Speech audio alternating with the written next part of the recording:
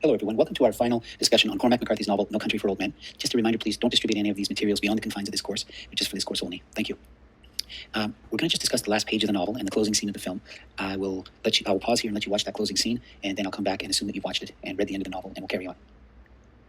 Okay, here we are at the end of the novel. Bell is retired. He's an old man, and like many old people, he reminisces more. He looks more to the past than to the future. And in this closing scene, he's thinking of his father, who passed away a long time ago.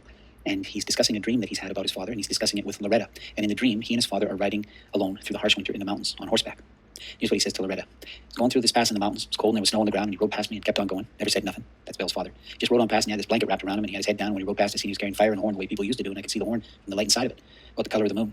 And in the dream, I knew that he was going on ahead, and he was fixing to make a fire somewhere out there in all the dark and all the cold. And I knew whenever I got there, he'd be there. And then I woke up. It was a very poignant and sad ending. Bell has had this dream of his father, who was very protective, who would have protected him. And in the dream, Bell is just a young boy, and he knows that even though they're out in the cold, vast, harsh landscape, when he gets up to his father there, who's ridden on ahead, there'll be a fire, and there'll be warmth and protection and light.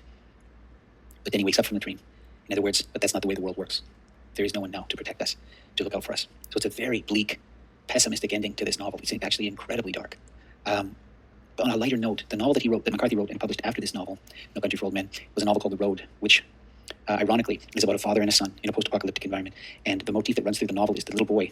The father's trying to keep his son alive in this dangerous post-apocalyptic environment. And the little boy always says, we're carrying the light, aren't we? We're carrying the light. So that novel is almost a response to this bleak ending of this novel, where the dream is of the father carrying the light. But then, of course, Bell wakes up and realizes there is no one like that to protect him. So that's the end of No Country for Old Men. I'd encourage you to watch that closing scene a couple times.